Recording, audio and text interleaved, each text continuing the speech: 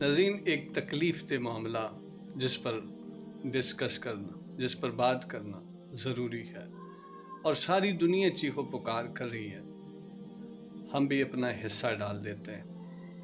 فلسطین، غزہ، جہاں پر بچوں کو، عورتوں کو، بوڑھوں کو، جوانوں کو اور پھر ہر طرح کے حشرات الارض، یعنی اللہ کی ساری جو مخلوق ہے، ان سب کو جس طرح کے ظلم کا نشانہ بنایا جا رہا ہے، وہ سارے کے سارے مناظر دیکھ کر انسان کی روح تک کانپ اٹھتی ہے۔ لیکن ناظرین، اس پورے مسئلے کا حل کیا ہے؟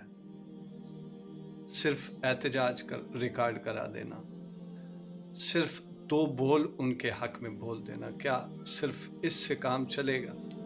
مثلا مجھے پانی کی طلب ہے اور کوئی مجھے یہ کہے کہ اللہ تعالیٰ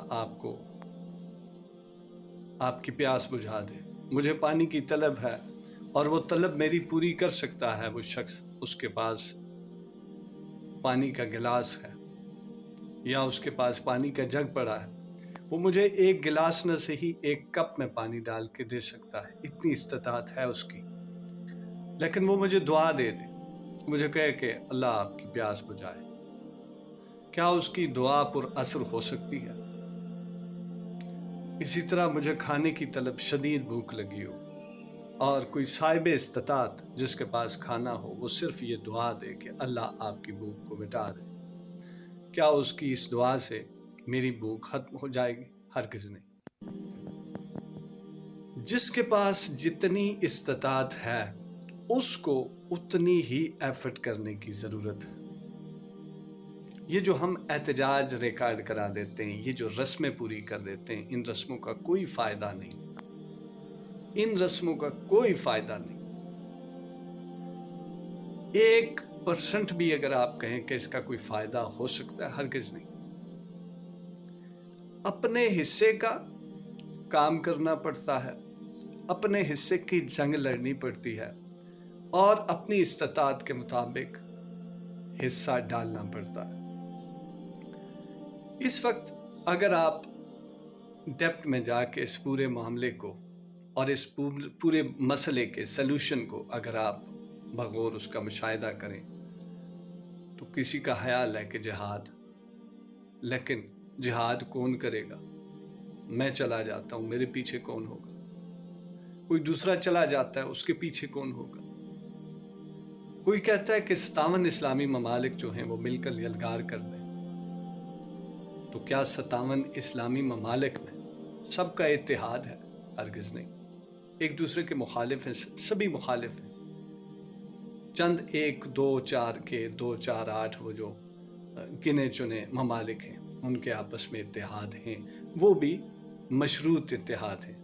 سب سے پہلے تو آپ اکٹھے ہوں، اپنے آپ کو ایک قوم بنائیں، ایک امت بنائیں۔ سب سے پہلے ایک قوم بنائیں، پھر ایک امت بنائیں۔ ایک امت جب بن جائیں گے تو پھر آپ کے اندر جذبہ ایک ہونا چاہیے کہ ہم نے فلسطین کے معاملے میں، غزہ کے معاملے میں اور دنیا میں جہاں کہیں بھی انسان یا کسی مسلمان پر ظلم ہوگا، ہم اس معاملے میں ایک آواز بن کر اور ایک جان ہو کر ایک موقف کے ساتھ آگے بڑھیں گے اور ہم اس مسئلے اور اس معاملے کو روکنے کی کوشش کریں گے۔ ہر ملک کے اپنے اپنے مفادات ہوتے ہیں، ضرورتیں ہوتی ہیں۔ ان تمام ممالک کے مفادات، ان کی ضرورتیں کسی نہ کسی غیر مسلم ممالک کے ساتھ بھی جڑی ہوتی ہیں۔ جیسے کہ پاکستان ہے، پاکستان بھی کسی نہ کسی حوالے سے ریسٹرکشن ایریا میں آ جاتا ہے۔ مثلا بہت ساری باؤنڈریز ایسی ہیں کہ اگر پاکستان ان کو پھلانگ کر ان کو پھلانگنے کی کوشش کرے، ان باؤنڈریز کو توڑنے کی کوشش کرے، تو پاکستان پر بھی کچھ نہ کچھ پابندیاں لگ جاتی ہیں۔ نہ صحیح پابندیاں، معاشی طور پر پاکستان کو کمزور کرنے کی کوشش کی جا سکتی ہے۔ پہلے تو یہ جو इनफरादी एहतजाज है, इससे मेरा कोई सरोकार नहीं। मैं तो इसके सरासर खिलाफ हूँ, इनफरादी एहतजाज के। मेरा एहतजाज होगा, क्या फ़र्क पड़ेगा? मुझसे पूछा भी नहीं जाएगा कि आपने क्या किया। ये जंग है मुक़्तदिर तबकात की। जिसके पास इक़्तिदार है, हाँ वो पाकिस्तान है, हाँ वो ईरान है, हाँ वो सऊदी अरेबिया है, हाँ वो आपका कतर है, हाँ वो दुबई है, वो जितने भी इस्लामी ममालिक जिनके पास इक़्तिदार है, ये उनकी ज़िम्मेदारी है, साहिब इक़्तिदार लोगों की, उन मुक़्तदरा की ज़िम्मेदारी है कि वो मिल बैठकर इसका कोई ना कोई हल निकालें। उनके पास हल नहीं है। मेरे पास जो इस्तिताअत है मैं दुआ कर सकता हूँ, मैं दुआ करूँगा। मेरे पास जो इस्तिताअत है मैं उनके लिए आंसू बहा सकता हूँ, आंसू बहाऊँगा। मेरे पास जो इस्तिताअत है वो रोने धोने के सिवा और कुछ भी नहीं। मैं इनफरादी तौर पर क्या करूँगा? जाकर मैं क्या कर लूँगा? कितनों से लड़ लूँगा? और वहाँ पर इनफरादी जो जंग है वो बच्चों से लेकर बड़ों तक फाइट नहीं हो रही, कर रहे हैं, मुकाबला कर रहे हैं, उसका कोई असर नहीं है। ये जंग दरअसल मुक़्तदरा की है।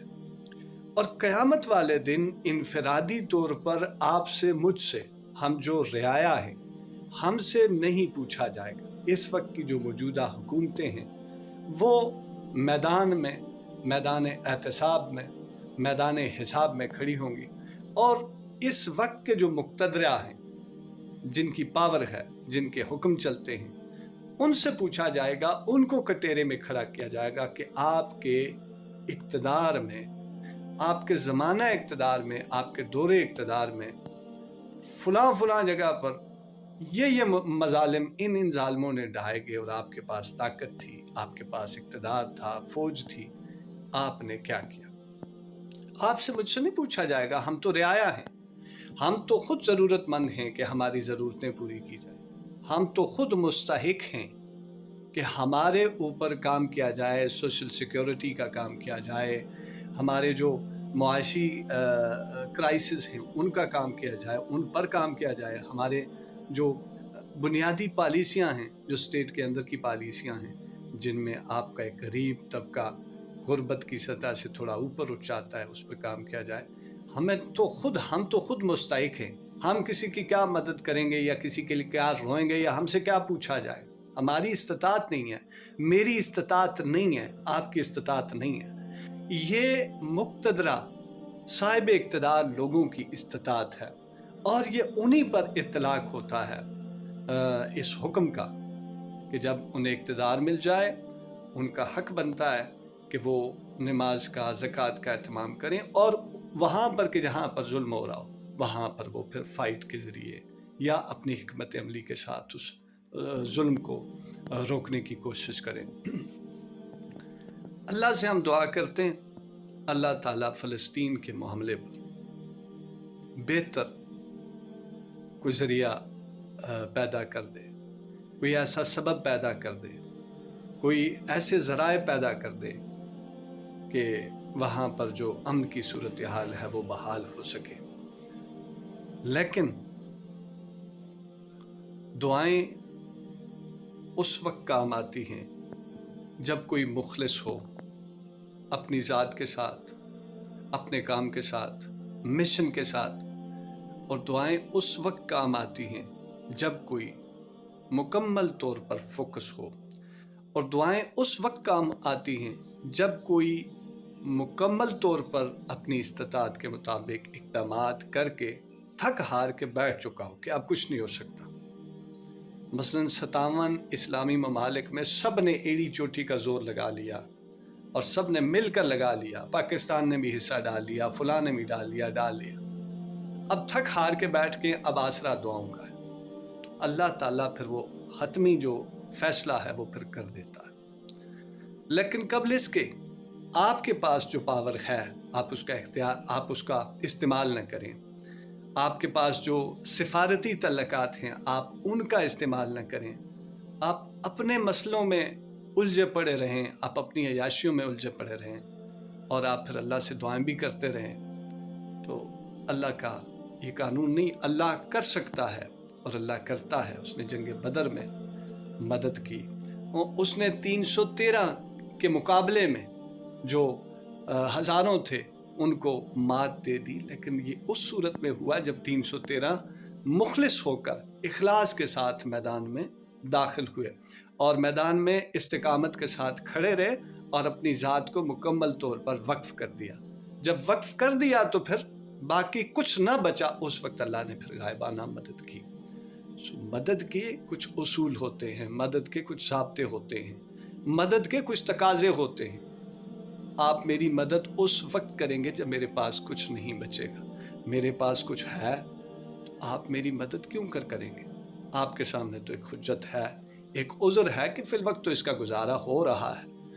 اس لیے اللہ جو چاہے کر سکتا ہے، لیکن اللہ دیکھ رہا ہے کہ میں نے اپنی مخلوق میں جن جن لوگوں کو اقتدار سے نوازا ہے، اور جو مقتدر لوگ ہیں ان میں پاکستان ہے، ایران ہے، سعودی عربیہ، 57 اسلامی ممالک، جتنے بھی نام نہاد اسلامی ممالک ہیں، ان سب میں کس کس نے اور کون کون سے حکمران نے کون کون سے عملی اقدامات کیے فلسطین، غزہ اور سیریا اور کشمیر کے مسلمانوں کے لیے کیا کیا اقدامات ہوئے، اس کو کیسے سلجھانے کی کوشش کی، اور جہاد کو اگر اپلائی کیا تو کیسے کیا، یہ سارا کچھ جو ہے وہ مقتدر طبقات سے پوچھا جائے گا۔ ایک عام انسان درد رکھتا ہے، میرے اندر درد ہے، میں نے اپنا درد بیان کر دیا۔ کئی لوگ درد بیان کرتے ہیں، ان کے درد اور ہم سب کے درد، انفرادی درد کی بات کر رہا ہوں، ہم سب کے درد اکٹھے ہو کر نا ردی کی ٹوکری میں چلے جاتے ہیں، یہ ماضی ہو جاتے ہیں۔ یہ ہم نے جو ریکارڈ کر کے بھیجا، یہ ریکارڈنگ کوئی سنے گا، اس کے بعد پھر یہ ماضی ہو جائے گا، پھر نیکسٹ اسٹیپ۔ لیکن جو چیز ایک صاحب اقتدار لوگوں سے جاری ہوتی ہے، وہ درد، وہ بیان، وہ حجت، وہ دلیل، وہ فائٹنگ، وہ فائرنگ، وہ سارا کچھ جو ہے کام کرتی ہے، وہ معنی خیز ہوتی ہے، وہ قابل قدر ہوتی ہے، اس کی ایک ویلیو ہوتی ہے۔ آپ اور ہم پیٹتے رہیں گے، کوئی کس جگہ احتجاج کھڑا کر لے گا، کوئی کس جگہ احتجاج کھڑا کر لے گا، کسی کو کیا پرواہ۔ آپ تصور کریں، آپ تھوڑا پیچھے چلے جائیں، کرونا وائرس جب آیا تھا، کرونا وائرس میں کیا ہوا؟ مثلا انفرادی طور پر کوئی کسی کو کہتا رہتا کہ یار ماسک پہنو، اور یہ جو پالیسیز بنا دی گئی ہیں کہ گیدرنگ آپ نہیں کر سکتے، آپ اس پر عمل پیرا ہو، کسی کو کوئی پرواہ نہیں ہونی تھی۔ انفرادی طور پر کسی بات کو کوئی اہمیت نہیں دیتا، اگر کوئی دے تو کوئی ایسا مزاح کا نہیں ہے، لیکن اہمیت کوئی نہیں دیتا۔ لیکن جب صاحب اقتدار کی طرف سے حکم آیا تو اس حکم پر عمل ہوا کہ نہیں ہوا؟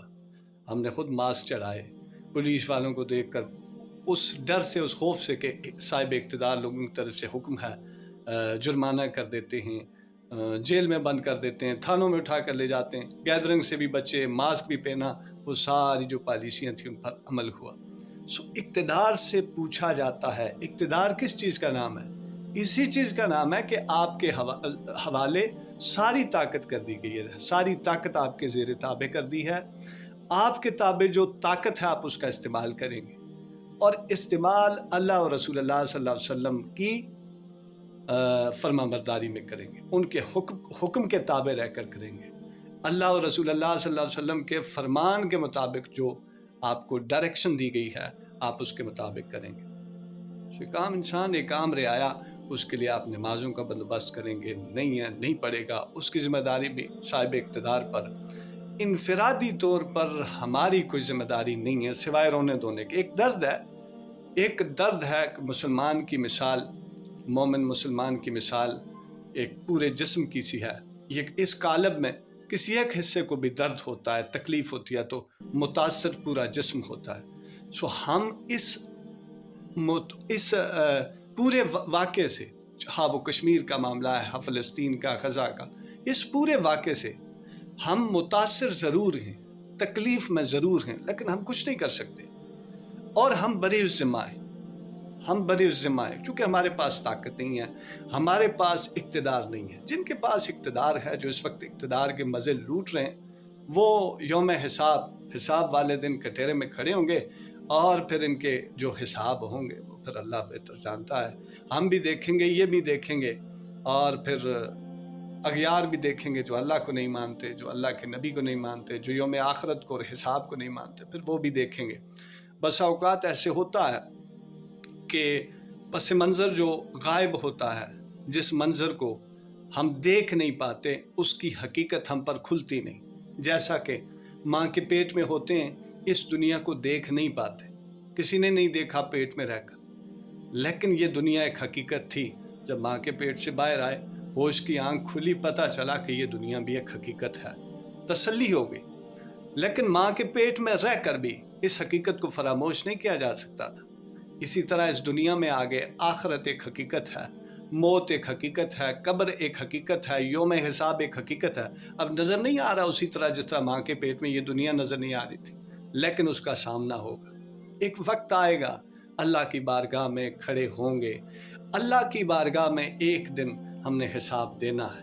एक तो अपने अमाल का इनफरादी तौर पर, जिसके पास जितना शऊर था, जिसके पास जितना इल्म था, उसके मुताबिक उसने अल्लाह को कितना पहचाना, और जिसने जितना अल्लाह को पहचाना उसने अल्लाह की मोहब्बत में क्या किया, कितनी कुर्बानियाँ दी।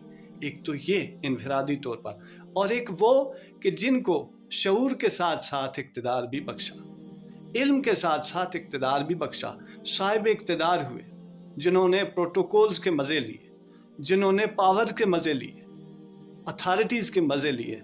उन्होंने क्या किया अपने दूसरे मुसलमान भाई के लिए, इंसानों के लिए, इंसानियत के लिए, फलाह व बहबूद के लिए, अपनी रियाया के लिए। नदीम डिजिटल डायरी देखने का शुक्रिया। Thank you. सलामत रहे।